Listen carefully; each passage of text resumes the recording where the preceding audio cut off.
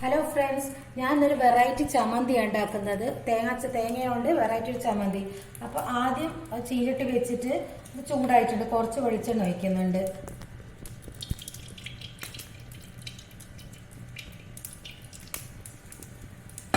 ഇതിൻ്റെ അകത്ത് ഒരു 5 കൊണ്ടാട്ട മുളക്, അത് 1 2 3 4 5 കൊണ്ടാട്ട മുളക് ഇത് വറുക്കുന്നുണ്ട്.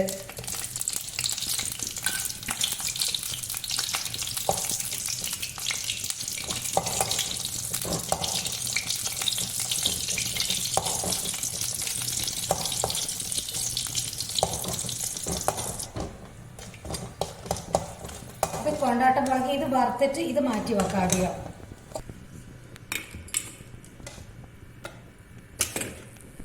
കുറച്ച് ചെറിയുള്ളി വെളുത്തുള്ളി അതിടുക.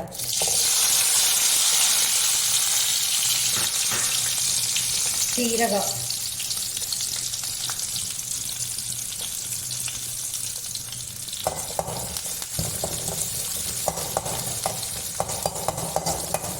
പിന്നെ ഈ വെളുത്തുള്ളിന്റെ ചെറുങ്ങനെ ഒരു മണം വരുമ്പോൾ തേങ്ങ ഇടാം.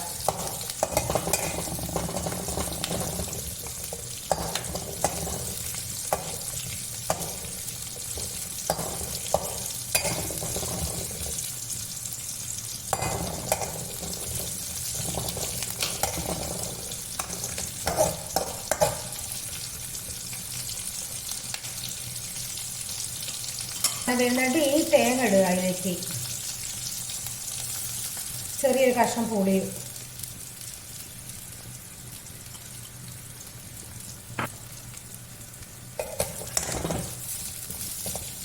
ചെറുങ്ങനെ ഒരു ബ്രൗൺ നിറാവും നേരെ വറക്കുക. തേങ്ങ ചുട്ടിട്ട് ഉണ്ടാക്കിയാലാണ് നല്ലത്. പക്ഷെ തേങ്ങ ചൂടാൻ അടുപ്പൊന്നുമില്ല. അപ്പം അതുകൊണ്ട് ആണ് ഇങ്ങനെ വറക്കുന്നത്. ചുട്ടിട്ടാകുമ്പോൾ ഒന്നുകൂടി ടേസ്റ്റ് കൂടും.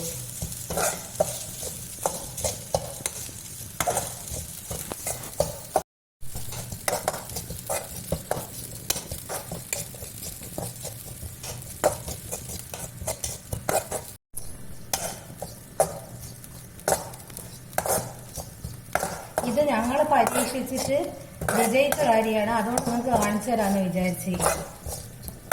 നല്ല ടേസ്റ്റ് ഉണ്ടായിരുന്നു ചോറ് കൂട്ടാൻ വേണ്ടിയിട്ട്.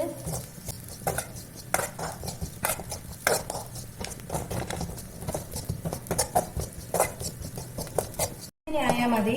ഇനി ഇത് ഓഫാക്കിയിട്ട് കുറച്ച് കാശ്മീരി മുളക് പൊടി ഇടും. സാധാ മുളക് പൊടി ഇടുന്നില്ല, കാശ്മീരി മുളക് പൊടി ഇടുന്ന വെച്ചാൽ ഈന എരിവ് ഉണ്ടാവുമല്ലോ. പിന്നെ ഉപ്പും വേണ്ട, ഒരു കളറ് വേണ്ട ചമ്മന്തിക്ക്. അതുകൊണ്ടാണ് ഈ മുളകിന്റെ പൊടി ഇടുന്നത്. അല്ലാണ്ട് ഒരു കളറ് കിട്ടില്ല. അതാ ഇനി കുറച്ച് കറിവേപ്പിലയും കൂടി ഇടട്ടെ. കുറച്ച് കറിവേപ്പില ഇടുന്നുണ്ട്.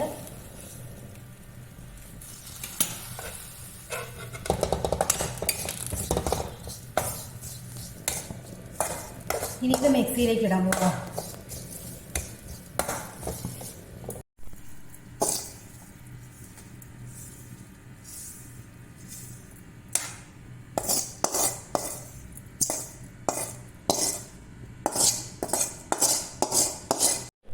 ഇനി ഒരു ചീഞ്ചട്ടി വെച്ചിട്ട് അത് ചൂടായിട്ടുണ്ട്. ഒരു 5 പപ്പടം കഷ്ണാക്കി മുറിച്ച് വെച്ചിട്ടുണ്ട്. അതൊന്നിട്ട് ഒന്ന് കാച്ചിയെടുക്കണം. ഈ പൊടിച്ചെണ്ണ ഒന്ന് ചൂടായിക്കോട്ടെ. അത് ഈ കൊണ്ടാട്ട് ഇട്ടക്കട്ടെ. ഈ പപ്പടം ഇതിലേക്ക് ഇടുന്നുണ്ട്.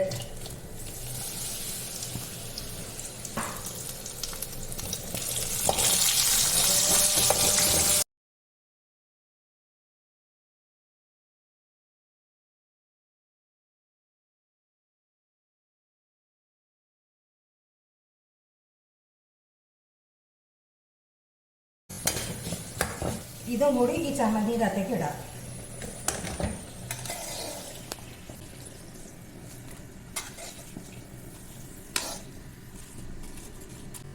വെളിച്ചെണ്ണോട് കൂടി ചോദിക്കുന്നുണ്ട്. കുറഞ്ഞ വെളിച്ചെണ്ണ ആക്കിയാൽ മതി.